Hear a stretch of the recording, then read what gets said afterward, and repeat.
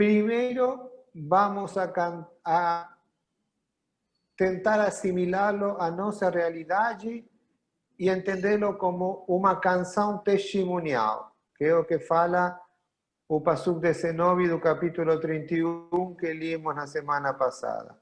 Escrevam uma canção testemunhal, com valor probatório. Mas escrevam uma canção. Escrevam uma canção. Sim, qual canção? Quer canção de amor? Quero uma bachata? Quero uma canção, uma cumbia? Quero um forró? Não, me escreva uma canção testemunhal, manda Deus, para que serva como prova no futuro.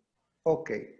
Então, uma parte de nossa conversa hoje, de nosso diálogo hoje, vai ter a ver com o que é uma canção testemunhal, por que é uma canção testemunhal e, já adiantando, qual é a ideologia. Qual é a ideologia? Que é um termo difícil, mas muito rico, se não nos deixamos atrapar pela disputa politiqueira. Vamos a pensar na ideologia com definições que estão por fora, por dentro e por fora do marxismo, não somente com a questão da superestrutura marxista. E vamos entender em 3 temas que selecionei para vocês nos primeiros 14 psukim, desses 52, qual é a ideologia que tem essa canção de protesta, essa canção testemunhal?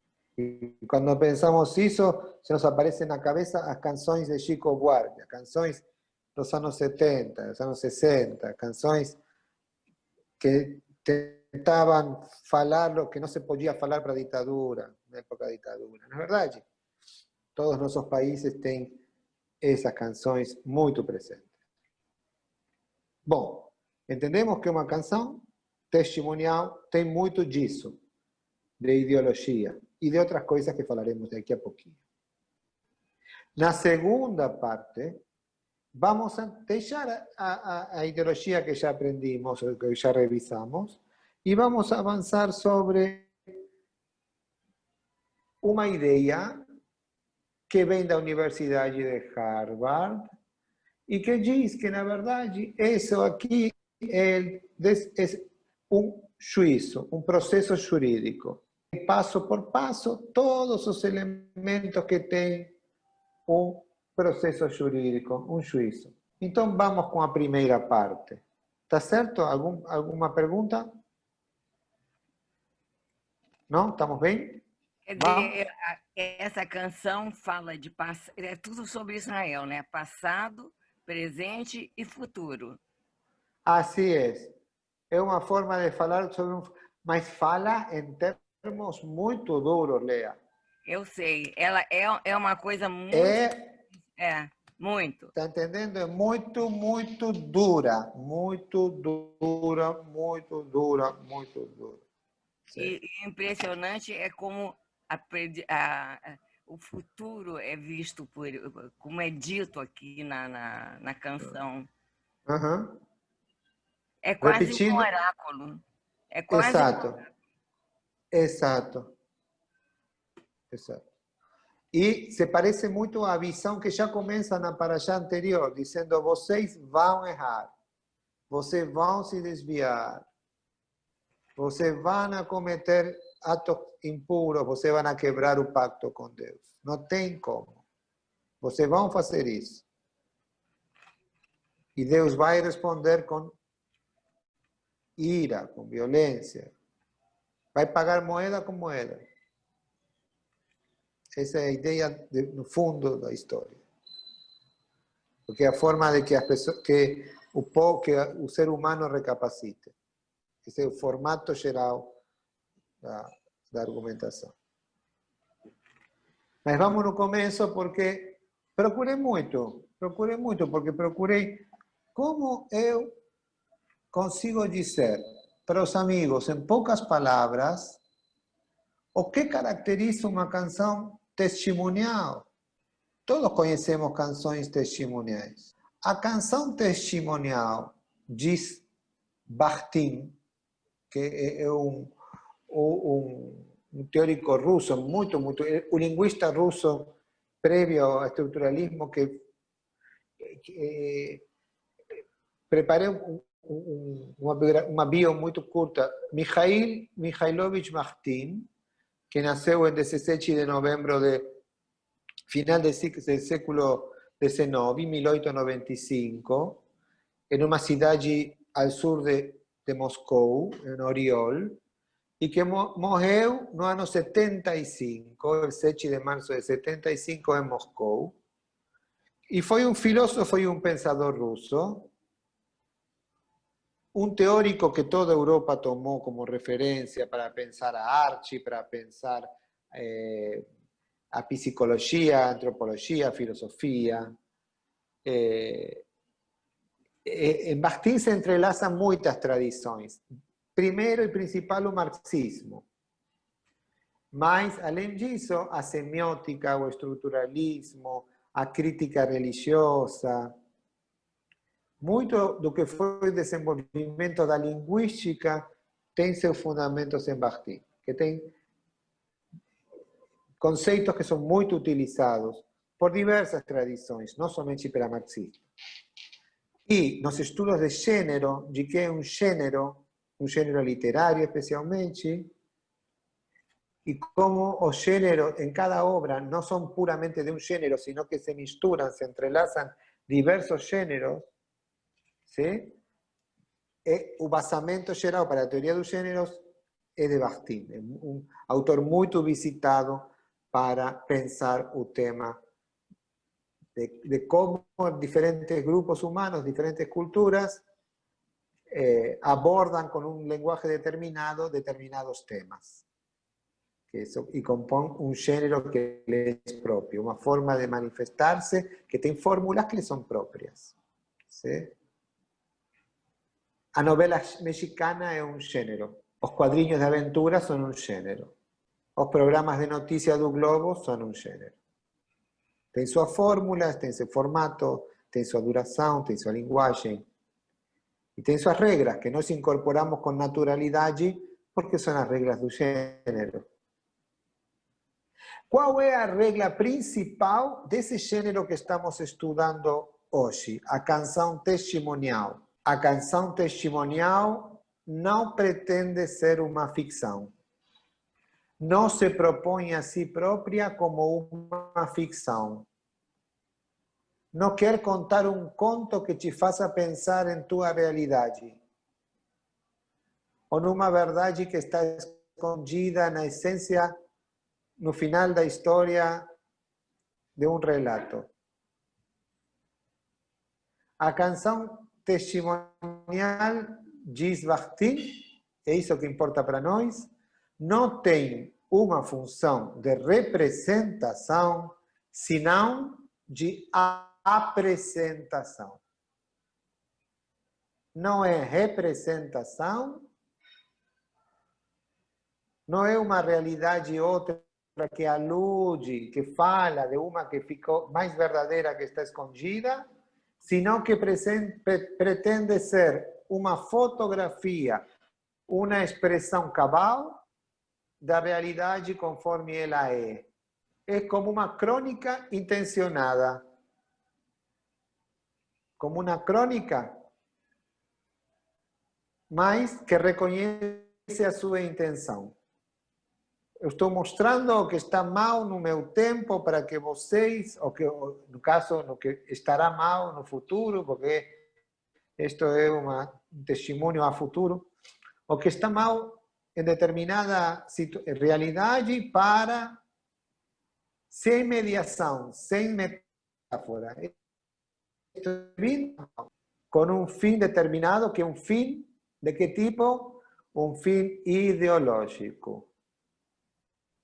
Então, de todas as características possíveis do gênero canção testemunhal, nós tomamos uma principal, que é seu caráter de ser uma apresentação, uma fotografia muito, muito bem focada, muito, muito detalhada, com muita definição ou pretende serlo dessa maneira, da realidade que pretende descrever. E essa descrição não é pelo puro amor pela verdade, é para transformar a realidade. Tem um sentido político ainda mais apresentar a realidade, tem um sentido ideológico. A vida como ela é. A vida como ela Nelson é, Rodrigues. mais claro, mais tirando a ironia e acrescentando a fúria. E dentro do viés da transformação. Justiça. Como é, Adriana? E dentro do viés da transformação. Tem o caráter de transformação. Isso. Isso. Ou quando menos de denúncia. No mínimo. No mínimo de denúncia. Ou da justiça. Da justiça. Da recomposição de um estado de equilíbrio, de verdade, de paz, de justiça. Do estado de... A realidade se corrompeu e nossa canção está aí para apregar a corrupção da realidade e recompor o estado de pureza, ou de alegria, ou de felicidade, de algum estado ilusório. Entende? Tem o sentido de por uma realidade deteriorada. Você não dá testemunho e quer apresentar a realidade para o grande público. Você dá testemunho numa canção testimonial com um sentido ideológico. A primeira acepção que estamos dando, o primeiro percurso que estamos dando a Parashá é uma canção de protesto. De protesto. Testemunho. Que quer apresentar uma realidade não representada. E que faz isso não com sentido de informativo, sino transformador. No caso, recompor um deterioro que vai acontecer no futuro, com certeza, porque quem vai acontecer é Deus, e não se questiona, ele já sabe o final do ponto. Então, é assim. Procurei para vocês uma série de definições, a ideologia, que é o que motiva o conteúdo principal dessa peça, é um conceito muito vasto, muito difuso, muito escuro. Atualmente, geralmente, não, isso é ideológico. Isso quer dizer, isso está tão intencionado que não tem objetividade. É tan opinado, é tan opinado que não serve uma verdade, não tem como ser discutida, porque é fanática, é ideológico. Usamos a palavra ideologia com esse sentido. Uma coleção que vai nos dar uma ideia menos dura, menos excluyente da ideologia. Depois, poder combinar com vocês, mostrar com vocês ideologias que estão presentes na Parashá Assino. Uma ideologia a respeito do tempo e da verdade, uma ideologia a respeito do ensinamento, e uma ideologia a respeito de Deus, que são próprias do livro Deuteronômio. E que aqui no finalzinho do livro estão mostradas com muita claridade. Por exemplo, por um tema, agora vamos a verlo com mais detalhe, mas no tema de Deus, vocês sabem que nós reconhecemos em Deus, um Deus com muitas caras na Torá, não é verdade? Temos falado bastante disso. Que nossa capacidade de reconhecer a Deus se dá por estalos de revelação, momentos de revelação de Deus. E nós, quando na nossa liturgia, em Birkat Kohanim, em muitas situações, agora mesmo em Rosh Hashanah, um monte de vezes em Yom Kippur, nós dizemos: Deus, mostra-nos teu rosto, Deus, não te ocultes antes de nós, Deus, não? Ou seja, deixa-nos ter esse contato direto, revela-te ante nós, por favor. Não? Apresenta-te nas nossas vidas. Tá certo? Bom, esse é um Deus diferente de outras revelações de Deus em outros momentos da Torá, e é um Deus muito, muito próximo ao Deus, o formato que tem de se apresentar ante nós Deus no livro do Dvarim. Esse Deus que nós falamos, nos Yamim Noraim, é um Deus que esconde ou apresenta seu rosto, e outras coisas que veremos aqui. É um Deus que tem essa ideologia, vamos a dizer assim, com perdão das interpretações cerradas. ¿Sí? Vamos a dizer que tem esse formato, E por que usamos ideologia?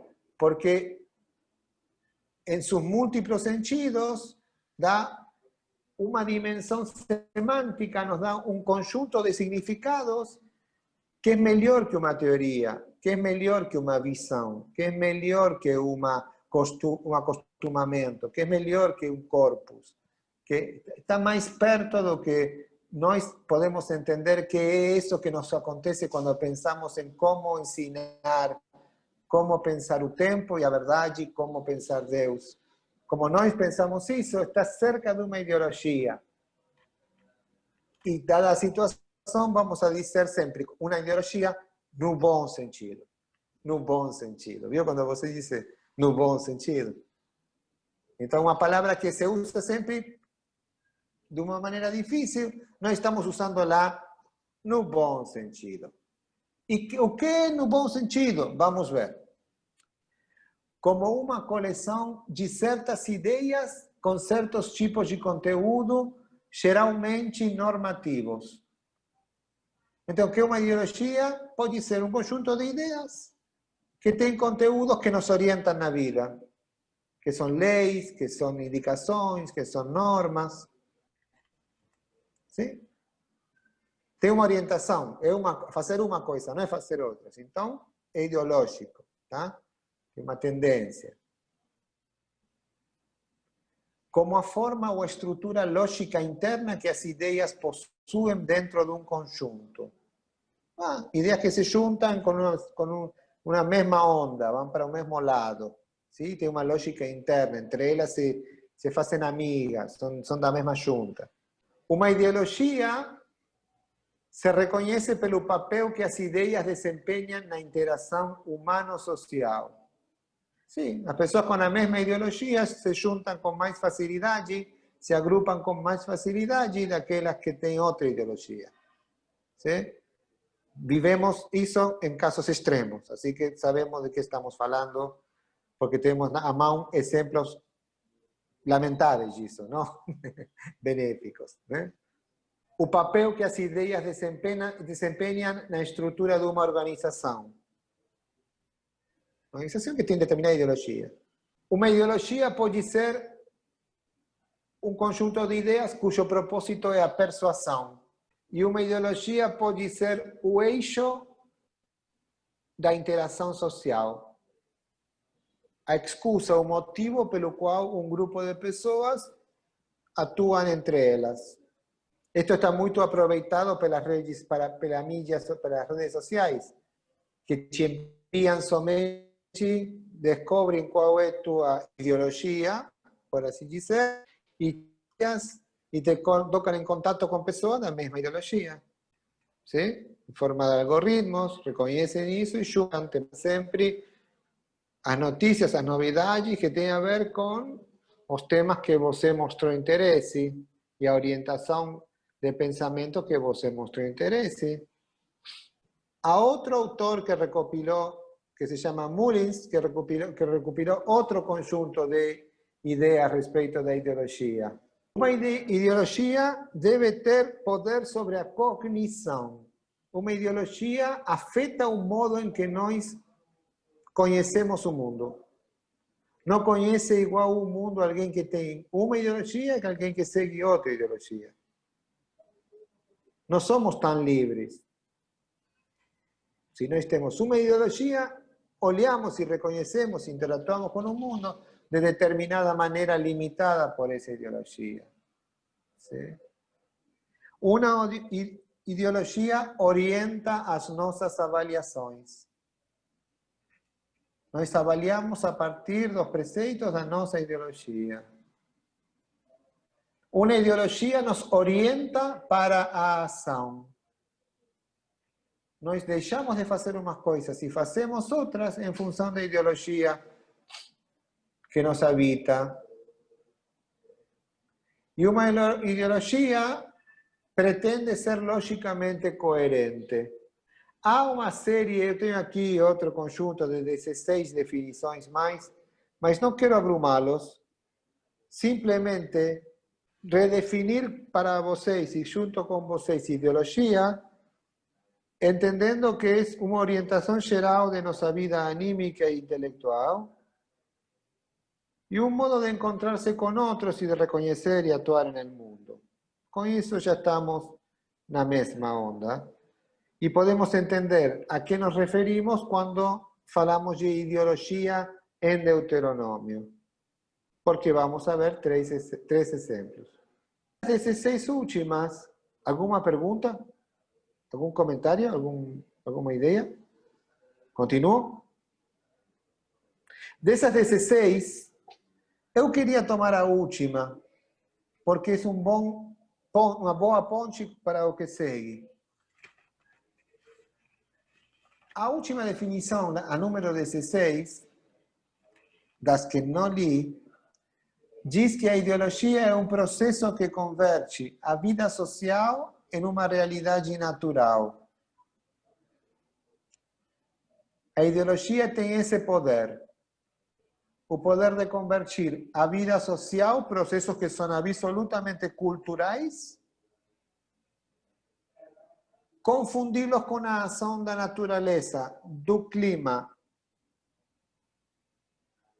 da terra, do que vem de fora para nós como uma variável que não dirigimos.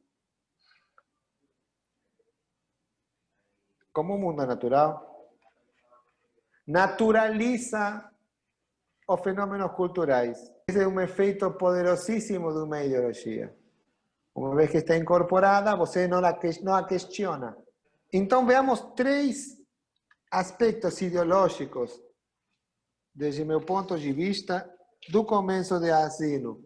Se querem me acompanhar, estamos no capítulo 32, que por completo corresponde a Parashat Asino. Ouvi, ó céus, e falarei, e ouça a terra os ditos da minha boca. Sim? Versículo 1. O que falam os Hachamim? Muitos, Hizuni, Rashi, muitos falam disso, comentam. Que comentam? Moshe está nas suas últimas horas de vida. Já se falou, no mínimo, 11 vezes que ia morrer. Fizeram uma conta, por isso falam 11 vezes. E te mostram, te citam todas as vezes que falam. Que já se falou, ele falou, Deus falou, todo mundo falou, vai morrer. Ele já sabe. Que testemunha você pode ter que seja sustentável, que transcenda a limitação da vida do homem? Os céus e a terra. Então a canção começa com uma invocação, com um chamado a que a natureza se transforme em testemunha de um processo social. Que daquilo que nós sabemos que aqui na frente vai ser uma transgressão, que Deus vai castigar. Uma coisa que passa entre as pessoas. Entre as pessoas com seu Deus. Então, Moshe, na sua canção, Asino, chama aos céus e à terra elementos eternos como testemunhas, como aqueles que vão a soster a verdade de determinados ditos, de determinados pronunciamentos. Isso quer dizer muitas coisas para nós, que lemos a Torá com detalhe. Quer dizer que para a ideologia da Torá, há verdades que não mudam com o tempo e que tanto os céus e a terra podem testemunhar a respeito delas hoje, quanto séculos, milênios depois, como estamos hoje. ¿Me siguen? ¿Me acompañan? O que está dizendo, al citar aos elementos naturais e eternos, a partir da criação, como testemunha, es que esas verdades podrán ser testemunhadas lá na frente y no sabemos cuándo, y que serán inamovíveis.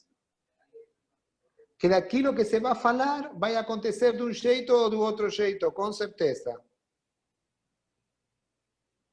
Senão, você não precisa testemunhas que sejam para sempre. Você as precisa porque você vai precisar delas num tempo que você desconhece. Mas a função da testemunha tem que se cumprir igual. Então, para o pensamento deuteronômico, para esta parte da Torá que estamos pensando, e provavelmente para toda a Torá, há processos de julgamento do ser humano, especialmente de Am Israel, que vão acontecer em forma reiterada, Leolam Vaed, para sempre. Não está mal pensar nessas coisas na semana de Yom Kippur. Nós estamos pensando no vazamento argumentativo de por que nós fazemos Yom Kippur. É como se fosse, como se diz, os anticipos de las séries, quando há uma série de sucessos e fazem as partes, imaginam as partes, os personagens quando eram crianças, os personagens de momentos anteriores. Preclusão, algo desse estilo. Como se fosse o anticipo, a pré-história de Yom Kippur, lo que estamos lendo. Prepárense, abram os ouvidos, céu e terra, prestem atenção, porque vamos a precisar de vocês como testemunha do que estamos falando lá na frente. Assim que prestem atenção e lembrem bem, porque isto que estamos falando não vai mudar. E precisamos que vocês funcionem como testemunha de que isso aconteceu lá na frente, quando aconteça outra e outra vez. Você entende a ideia? Então você pensa que há uma verdade ligada a um tipo de Deus e a uma conceição do homem que não vai mudar.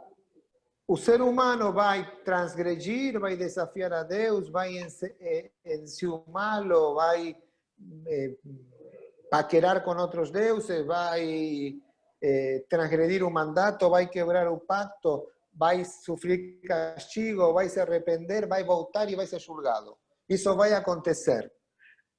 Quando seja julgado, estes são pode ter outros, mas vamos a ter com certeza essas testemunhas presentes. Entendem? Comentem-me algo porque preciso um momento para beber água. Deixem-me beber algum líquido também ao mesmo tempo. E escuto suas vozes porque estou falando eu sozinho. Digam alguma coisa, Mauro, Adriana, Lea. Adriana, tá com o teu Está fone mutada, ligado. Adriana. Desculpe. Pablo, isso que você está dizendo é como se fosse um ciclo. Vem o julgamento final e nesse julgamento final depois reinicia tudo, começa um novo ciclo? Sempre assim? Não lo explicita como um ciclo, sino como uma repetição. Si planteamos un ciclo, como está planteado agora, todos os anos temos Yom Kippur, bem poderia ser assim, sem dúvida. Mas na Torá não está planteado assim especificamente. O que está planteado é que essa história vai se repetir. Pode ser que passe um período sem que aconteça, mas não muito. Depois vai acontecer de novo. Seria uma reconstrução de cada aspecto da criação? Está muito baixa a tua voz, Lea. Quero ouvir-te, mas está Seria muito... o reconhecimento de cada aspecto da criação, desde a criação? Exatamente. Sabe que você está lendo meu pensamento, Lea. Você está... Estou com medo agora, que você estava... Se meteu na minha cabeça, estava o que eu ia falar, falou. Não sei como fez. Sério, que bom. Sério. Que bom. Não sei se é bom, não sei, me dá medo. Porque num dia... Agora, um bar mitzvah que vou acompanhar agora em Recife, em outubro, sim? Um bar mitzvah. E o menino escolheu falar Daniel, menino muito inteligente, gosto muito dele, na verdade gosto muito dele, aluno sempre. Mas gosto deste menino que é muito inteligente e muito especial, muito intelectual. E ele, qual é a Parashá? É Parashá Noach, o dilúvio, Parashá de Noé. E quando termina o dilúvio, sale Noé, ele ia elegir o Bar Mitzvah, faz um discurso, conta a Torá, se costuma fazer isso desde o século XIII, se costuma fazer. E ele que escolhe, eu não vou escolher por ele escolhe de toda para allá de que chamou a atenção dele, que ele quer contar. E ele quer isso que falou Lea, ele quer contar a ideia de que Deus diz, não, porque há maldade no fundo do ser humano, que é intrínseco a nós, ¿sí? Que há um núcleo de opacidade, de maldade que é própria da nossa espécie. Isso é uma conclusão de quem criou a espécie, assim que deve saber o que fez. Então, e está aí no coisa. Então me fez pensar que já lá no começo, ou daqui a pouco, na verdade, mas já lá no começo, em Bereshit, é coerente, ideológicamente coerente, é um sistema de ideias coerente com isto que estamos falando agora. Inevitavelmente vamos a ter, não é verdade? Inevitavelmente vamos a ter transgressão e vamos a ter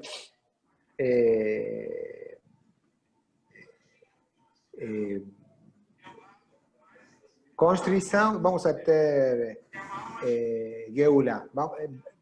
Vai haver o desencontro e reencontro com Deus, especialmente o desencontro, não é uma escolha, pareciera ser estrutural, pareciera ser parte do que... E vem se repetindo em todas as parashot que lemos em algum momento isto. Todos vocês vão transgredir, todos vocês vão... E agora estamos particularmente sensibilizados por haber terminado Elul, por estar começando o ano e por estar nos 10 dias de arrependimento. Onde se faz muito notório que sim, que transgredimos, que sim, que nos desviamos, que sim, que erramos. Graças a Deus que podemos... Graças a Deus que temos que reconhecer isso. Não tem como passar por isso sem ser melhor pessoa no final. Não tem como passar por isso e não se purificar. Não tem como passar por isso de forma verdadeira e não sair mais inteiro, sair melhor pessoa. Se faz de verdade, muito pouco, mas sempre vai reconhecer e entender e perceber alguma coisa que tampando com sintomas você não vai nunca resolver. Por pequeno que seja o arrependimento, é de um tamanho enorme. Pelos efeitos que tem em você. Não só como rabino, como psicólogo, é realmente fantástico a ideia. Então, um aspecto ideológico do Deuteronômio, ideológico como deuterológico, ideológico como sistema de ideias coherentes entre sí, que marcan a cabeza de los que seguimos eso, que nos hacen actuar, agir de alguna manera y que no cuestionamos, que las tomamos con naturalidad, vamos a transgredir, vamos a sufrir por eso, vamos a ser juzgados y seguramente por nuestro arrepentimiento vamos a ser perdoados por Dios. No disculpados, pero nosotros semejantes, que a veces acontece, a veces no, vamos a ser perdoados por Dios. El segundo tema, que ese es para la pregunta, más que quiero apresarme porque quiero que tomemos 10, 15 minutos más. El segundo tema ideológico tiene a ver con el pasú que segue. Tan lindo, tan lindo, tan lindo. Vocês vão gostar muito. Goteje a minha doutrina como a chuva. Caia como o orvalho meu discurso. Como o vento de chuva sobre a grama. E como as gotas de chuva sobre a erva. Eu considero que aqui tem uma teoria da aprendizagem melhor que a de Paulo Freire. Diferente. Uma teoria da aprendizagem, da aprendizagem. A doutrina, o ensinamento, a Torá, o que nós aprendemos na vida, não é verdade? É uma metáfora aquífera, mas não é verdade que às vezes é como orvalho, que molha, refresca, mas que não penetra? E que tem outros ensinamentos que te molham, e que tem outros que penetram, que molham por dentro, porque não encontro outro sentido, e todo tem sentido na Torá, todo faz sentido na Torá. Outro sentido de uma insistência em 3 metáforas parecidas, semelhantes. Uma é uma aguinha que vem por uma mudança de umidade no ar, vem no amanhecer, o orvalho que molha a superfície, deixa gotinhas na superfície. Você fez o exercício, respondeu a perguntas, aprovou o exame, passou, não lembra nada. No seu momento, ficou alguma coisa, você respondia, lembrava as datas, não sei. Mas foi orvalho. Outra questão que te dá um sentido geral da coisa, que te molha, que te fica. Sim? Sei lá, a aritmética, os reinos dos animais, sei lá. Questão que você se impregnou disso. Mas tem outros ensinamentos que são como essas tormentas que inundam, que entram, que penetram, que te molham, que te empapam. ¿Se dicen empapar en portugués también? É. Ok. Eu queria perguntar para vocês. Não que vocês me respondam, sino que vocês se respondam. Un ejemplo de aprendizado como orvalho, de aprendizado como chuva, de aprendizado como tormenta, o 3 níveis que son así: orvalho, llovizna, ¿cómo se dice llovizna? Chuvisco. Garoa, como garoa de São Paulo, como garoa que apenas molha. Uma chuvinha de leve.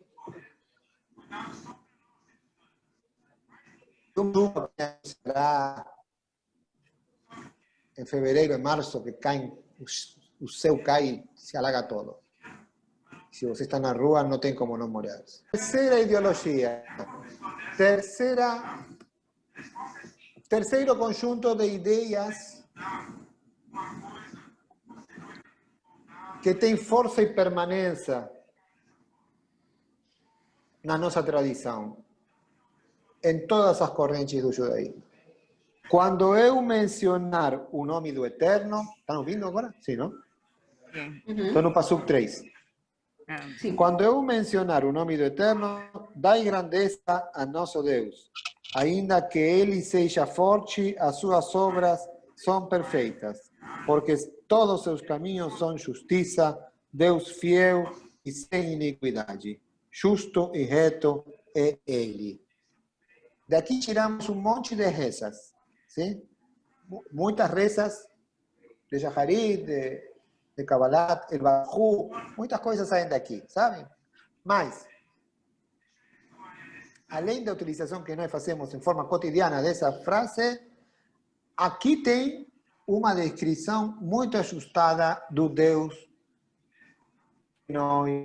no qual nós acreditamos. Sim? Sua grandeza não tem...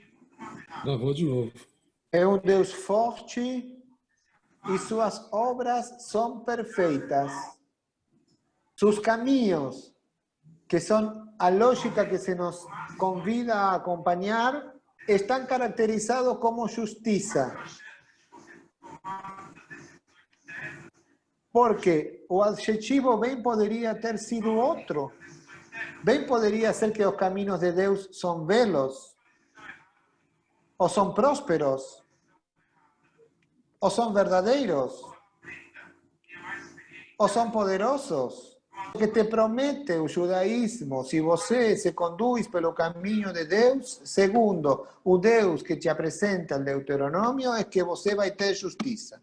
Então, como é o Deus dos judeus? Bueno, segundo o Deuteronômio, que estamos estudando, e que modela, dá um modelo, modeliza, dá formato, dá uma forma ao Deus que está en nuestra tradición, al Dios que nos es transmitido, al Dios que nos pensamos, es un Dios de infinita fuerza, de infinita grandeza, que nos propone andar con Él y no ficar quietos y Él activo y você pasivo. Você anda junto con Él como un sinal de vitalidad. Lembran de Bailej la semana pasada, que anda, vive, que fica quieto, está frito. Então, nós andamos junto com Deus um caminho que não precisamente de beleza, aunque pode, não é de verdade, aunque pode, é de justiça. O caminho de Deus é de justiça. mas também... Lembrando, Bom, diga, Lea. não, senão atrapalha o raciocínio da gente. Fala, depois eu falo. Lembrando que justiça, na concepção da Torá, não é somente no sentido restrito que nós temos hoje, de a constatação, o cumprimento dos contratos. Que se eu te prometo e você me dá, eu te dou o que te prometi. Não é justiça. Que se eu te dano, eu pago pelo que te danei em forma proporcional. Sim. Mas, além disso, justiça também é tzedek para nós. É dar o que não é nosso, distribuir o que não é nosso, porque a criação não é nossa, para quem precisa. Cumprir com os tratos e repartir de um modo justo, socialmente responsável, sei lá como você quer dizer. Sensível, honesto, idealista, sei lá, diferentes visões ideológicas do mesmo fato, que o que não tem merece ter um pouco, merece ter. Isso também é justiça para nós. O caminho de Deus é um caminho de contratar e cumprir e saber, ter as confiança, um caminho de confiança e de equidade. Confiança ou equidade. Dois sentidos que estão envolvidos na justiça divina. Quando pecam, fazem o mal a eles mesmos e não a Deus, não procedendo corretamente, deixam de ser considerados seus filhos. E essa é a sua mancha. Eles são geração deformada e torcida. Porque se definimos a Deus como de grandeza infinita e de força total e magnânimo absolutamente, você não pode rebaixar isso, diluir isso. Qualquer ação contra Deus dilui você. ¿Se entende? Por definição, porque você definiu um Deus que não tem possibilidade de operar sobre ele no rebaixamento, não tem rebaixamento possível. Não tem diminuição lá.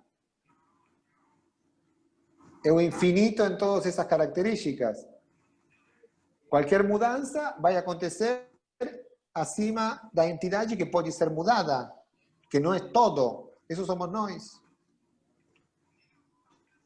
E uma mudança negativa, alguma coisa que tire de alguém, de onde vão a tirar tua ação, de onde vai tirar de tua existência, não da existência de Deus. Ideológicas são as ideias que nos guiam e nos operam para a ação.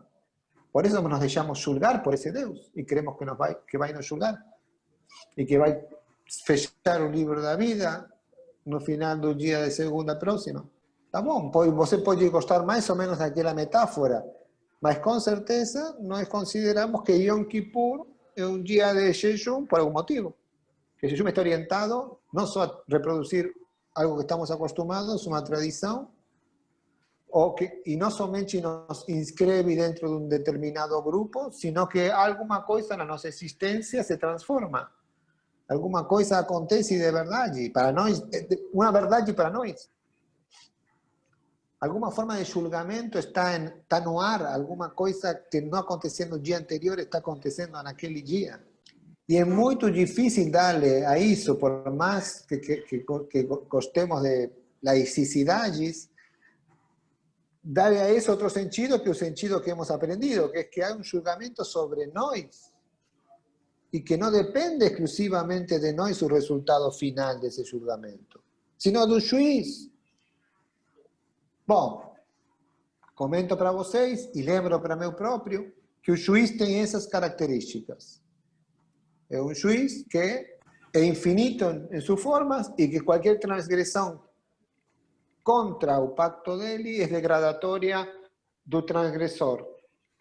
Nunca jamais consegue mexer com o supostamente, com a contraparte. O pronômio se constrói em torno de uma ideologia, que é a nossa ideologia, no bom sentido.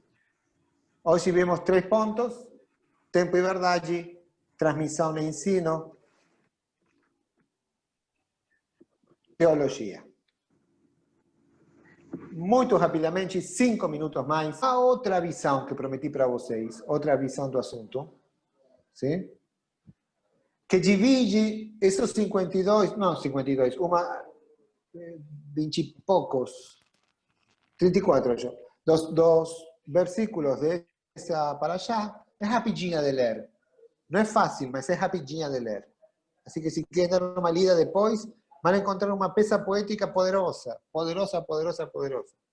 Em primeiro lugar, esse versículo que nós limos, do capítulo 32, de 1 a 3, é o primeiro momento no qual se chama as testemunhas para dar ouvido ao processo. Para dar ouvidos ao processo. É o começo, não? De um processo judicial, onde se chama as testemunhas. Procurei fragmentos de profetas, que algum dia gostaria de ler profetas com vocês. Profetas, onde se fala, se começa da mesma forma. Em Amós. Isso acontece muito em Amós, capítulo 3. Ouvi esta palavra que o Senhor fala contra vós, filhos de Israel, contra toda a família que fiz subir da terra do Egito, dizendo: os profetas falam como se fosse a voz de Deus, como se transmitissem Deus diretamente. Não? Capítulo 4, mesmo Amós. Ouvi esta palavra vós, vacas de Bazã, que estáis no monte da Samaria, que oprimis aos pobres, que esmagais aos necessitados, que dizeis aos vossos senhores: dai cá e bebamos. Os ricos que oprimem os pobres e que bebem entre eles e que se mofam do sofrimento dos outros. Ou seja, que não fazem tzedek, que não fazem tzedakah, que se afastaram do caminho do Senhor. Não precisamente que são ladrões ou que desrespeitam seus pais, que não fazem tzedek. que no distribuyen lo que tienen, que oprimen a nosotros. Esos son castigados, esos no son pessoas justas. Depois vem, no capítulo 32, versículos 4 e 6, o que acabamos de ler recém, a declaração introdutória do caso em questão. Há uma parte que não limos, que é assim que pagais ao eterno, povo insensato e não inteligente. Certamente, ele, teu pai, que te remiu, ele te fez e te estabeleceu. E essa é a declaração introdutória do caso em questão. Que Deus criou tudo, te deu a força, te deu a criação, te deu a vida, e você trai ele desrespeitando-o e se desviando de seus caminhos. Tem uma coleção de frases dos profetas que aludem a isso, porque é a profissão do profeta dizer isso. Isaías, no capítulo 1, ouvi, ó céus, e dá ouvidos, tu, ó terra, porque o Senhor tem falado. Criei filhos e engrandeci-os, mas eles se rebelaram contra mim. O boi conhece o seu possuidor, e o jumento a manjedoura de seu dono. Mas Israel não tem conhecimento, e meu povo não entende. Um burro, sim. Um jumento, sim, mas Israel não. Miqueias, ouvi montes a demanda do Senhor, e vós, fortes fundamentos da terra, porque o Senhor tem uma demanda com seu povo, e com Israel entrará em juízo. Jeremias, assim diz o Senhor dos exércitos, o Deus de Israel, melhorai os vossos caminhos e as vossas obras, e vos farei habitar neste lugar. Não vos fieis em palavras falsas, dizendo, templo do Senhor, templo do Senhor, templo do Senhor é este. A ideia é, não, vocês que vão ao templo, e na vida se comportam de um jeito totalmente desastrado. Não é suficiente ser tão ortodoxo. Sejam melhores pessoas, mais que ritualistas. Entre en el capítulo 32, uma vez apresentado o caso, vem a recitação dos atos benevolentes que Deus tem feito conosco. E isso ocupa do versículo 7 ao 14, que deixo para vocês lerem. Anotem, ler de 7 a 14, atos benevolentes que temos recebido. Do 32, 15 ao 18, essa leitura, como se fosse um juízo, entende que se faz a acusação. Entre o versículo 15 ao versículo 18, se faz a acusação. Esse é muito famoso. E engordou-se Yeshurun e deu coices. Engordaste, engrossaste e de gordura te dobraste. Sim? Agora vem o verão e você não vai caber no short de banho, na biquíni. Viviste uma vida de relaxamento e esqueciste do que é importante, que é de alimentar teu espírito. E abandonou a Deus, que o fez, e desprezou a fonte da salvação. Com deuses estranhos o provocaram a zelos, com obras abomináveis o irritaram, sacrificaram aos demônios, que não têm poder divino, aos deuses que não conheceram, novos deuses que apareceram há pouco, pelos quais não se estremeceram vossos pais. Esqueceste do forte que te gerou, que te fez sair do bem. Vocês me conhecem já nessa altura, são 4 meses, coisa assim, 5, não sei. Sabem que eu me deteria em cada palavra para que responde cada um desses pecados, né? Capítulo 32, por final, dessa simulação de juízo, essa segunda vertente, que já não é canção, sino é prontuário. Como se chama a pasta onde está o juízo? Que o advogado tem vista disso, que vai onde estão as provas, onde estão os Os autos do processo? O processo. Essa seria a sequência do processo, exatamente, Lea. Entre o versículo 19 ao 29, vocês, que são os advogados defensores, vão encontrar a sentença. Entre o 19 e o 29, a sentença. Finalmente, repassando somente esta parte, 1 a 3 se chama as testemunhas, 4 a 6 se declara em forma introdutória de que se trata o caso, se descreve o caso em questão, 7 a 14 se recita na benevolência que teve Deus conosco, 15 a 18 se faz acusação, 19 a 29 a sentença. Muito bem, amigos. Chegamos ao final. 21 a 22, queria agradecer muito a atenção de vocês, desejar a vocês um ano fantástico, mais uma vez, que passem com muita paciência, com muita tranquilidade, a reflexão e arrependimento desses dias, que levem a sério, porque os benefícios que temos de levar a sério são enormes, y que tengan un soncal, que tengan un ayuno, un jejum fácil, que lleven con facilidad el jejum, y que tengan un Yom Kippur significativo, conmovente, que seja especial para todos nós.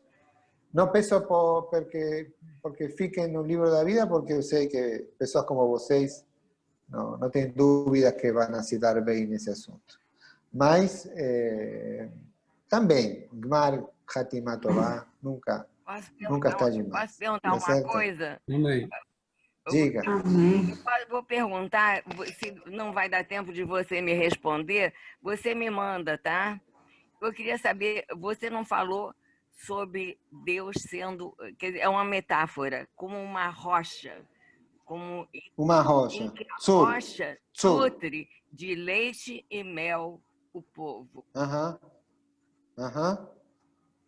E o porquê em Rosh Hashanah a gente come só as coisas de leite, não se come outra coisa, né? Não, mel também. Não, tem alguma leite relação comemos com muito isso? em Shavuot. Comemos maçã com mel. Pois é, mas aqui no Rosh Hashanah. Pois é.